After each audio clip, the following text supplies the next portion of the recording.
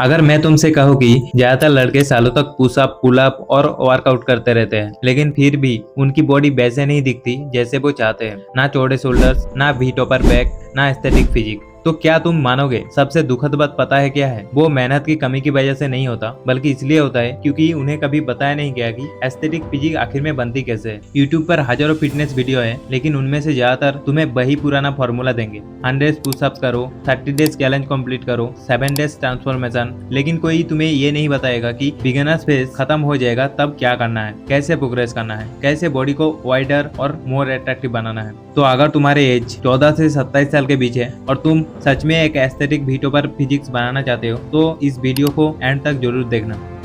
सबसे पहले एक चीज समझ लो, व्हाट इज एस्थेटिक फिजिक।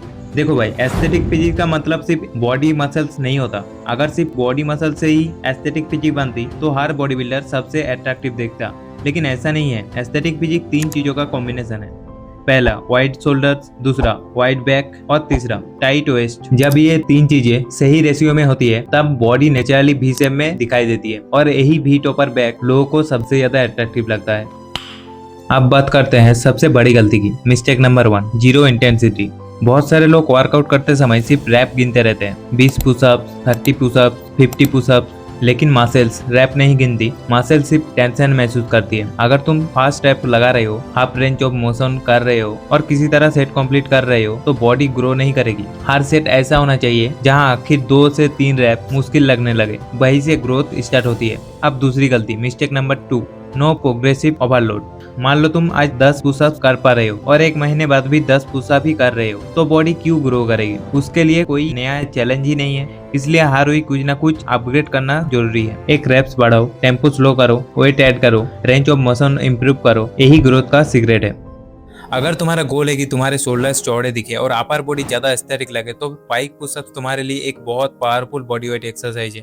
बहुत लोग सिर्फ नॉर्मल पुशअप्स करते रहते हैं, लेकिन उसमें शोल्डर्स की वो राउंडनेस और वाइड नहीं आती जो एक वीटो पर फिजिक्स के लिए चाहिए। इस एक्सरसाइज को करने के लिए सबसे पहले पुशअप्स पोजीशन में आओ। अब अपने हिप्स को ऊपर उठाओ ताकि तुम्हारा बॉडी एक उल्टा वी शेप में आ जाए। अब धीरे धीरे अपने हेड को जमीन की तरफ नीचे लेकर जाओ और फिर अपने शोल्डर्स की ताकत से खुद को वापस पुश करो। ध्यान रखना, मूवमेंट स्लो और कंट्रोल होना चाहिए। सबसे बड़ी गलती जो लोग करते हैं वो जल्दी रैप्स लगाता है। इससे मसल्स पर सही टेंशन नहीं बनता। जब तुम्हें आखिरी कुछ रैप्स में शोल्डर्स में बर्न फील होने लगे और फॉर्म टूटने लगे, वही तुम्हारा फेलियर पॉइंट है। बिगिनर्स हो तो 8 से 12 रैप्स लगाते हुए 3 सेट कंप्लीट करो और जैसे जैसे स्ट्रॉन्ग बनो, फीट को ऊपर रखकर या स्लो टेम्पो से डिफिकल्टी बढ़ाओ।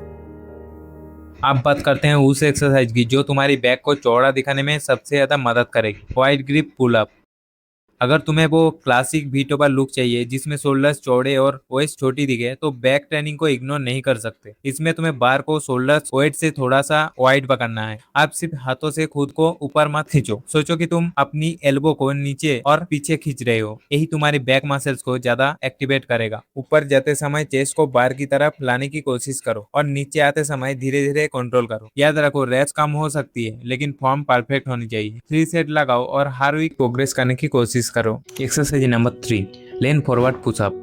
नॉर्मल पुशअप ज्यादातर लोगों की पहली एक्सरसाइज होती है, लेकिन अगर तुम्हें एक स्क्वायर और एस्थेटिक चेस्ट लुक चाहिए तो लेन फॉरवर्ड पुशअप ज्यादा इफेक्टिव हो सकते हैं। इसमें पुशअप्स पोजीशन में आओ। अब अपने हैंड्स को थोड़ा पीछे रखो। अब बॉडी को थोड़ा आगे लेन करो ताकि ज्यादा लोड अपर चेस्ट और फ्रंट शोल्डर्स पर आए। धीरे धीरे नीचे जाओ, फिर कंट्रोल के साथ पुश करो। इस एक्सरसाइज में सबसे जरूरी चीज है बॉडी पोजीशन। अगर तुम वापस नॉर्मल पुशअप पोजीशन में चले जाते हो तो टारगेट मसल पर टेंशन कम हो जाएगा। शुरुआत में आसान एंगल करो, फिर धीरे धीरे लेन बढ़ाओ। यही प्रोग्रेसिव ओवरलोड है।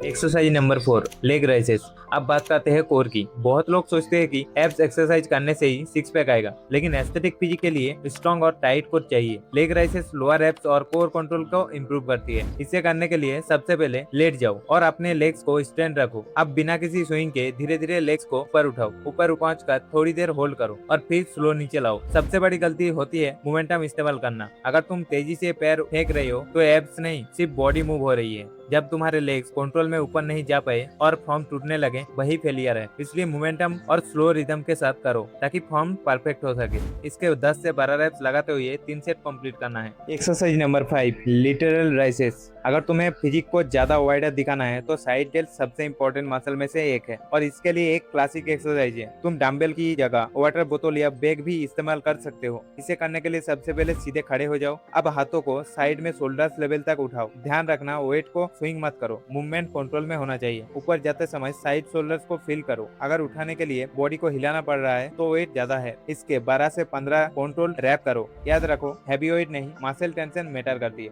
अब आखिरी और मेन एक्सरसाइज नंबर 6, प्लैंक। ये दिखने में आसान लगती है लेकिन सही तरीके से करने पर बहुत पावरफुल है। इसे करने के लिए सबसे पहले अपने फोर आर्म्स को जमीन पर रखो, बॉडी को एक स्टैंड लाइन में रखो, स्टोमच को अंदर पुल करो और ग्लूटेस टाइट रखो। लोग प्लैंक में सबसे बड़ी गलती करते हैं कि सिर्फ टाइम पूरा करने के लिए गलत फॉर्म करते रहते हैं, लेकिन 2 मिनट्स गलत प्लैंक से अच्छा है 45 सेकंड सही प्लैंक। बिगिनर्स इसे 45 से 60 सेकंड, फिर धीरे धीरे टाइम बढ़ाओ। स्ट्रॉन्ग कोर तुम्हारी पूरी फिजिक को ज्यादा स्टेबल और एथलीट बनाता है। अब सुनो सबसे जरूरी बात, वर्कआउट सिर्फ स्पार्क है, फ्यूल नहीं। फ्यूल है न्यूट्रिशन। अगर न्यूट्रिशन खराब है तो रिजल्ट भी खराब होगा। अगर तुम स्किनी हो तो कैलोरीज बढ़ाओ। राइस, पोटेटोस, ओट्स, बनाना, यूज देम। अगर फैट लॉस करना है तो कैलोरीज कंट्रोल करो, जंक फूड हटाओ। लेकिन दोनों कंडीशन में एक रूल सेम रहेगा, प्रोटीन। हर दिन बॉडी वेट के प्रति केजी पर लगभग 1.6 से 2 gram protein. Eggs, paneer, chicken, soya chunk, दाल, इनको अपनी डाइट का बेस बनाओ।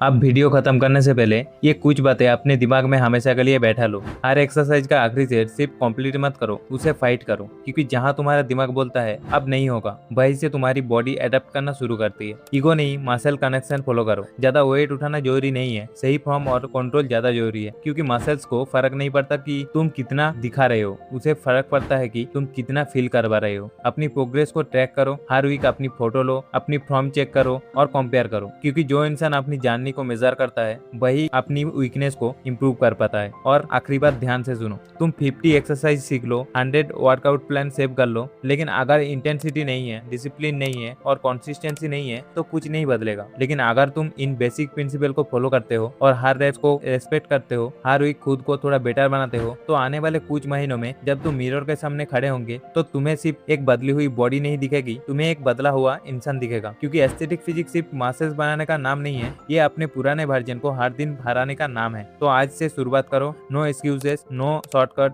बस कंसिस्टेंसी। अगर तुम सच में अपनी ट्रांसफॉर्मेशन जर्नी स्टार्ट करने वाले हो तो कमेंट में लिखो डे 1 स्टार्ट टुडे। और ऐसे ही साइंस बेस्ड फिटनेस और सेल्फ इंप्रूवमेंट वीडियो के लिए चैनल को सब्सक्राइब जरूर करना। मिलते हैं अगली वीडियो में।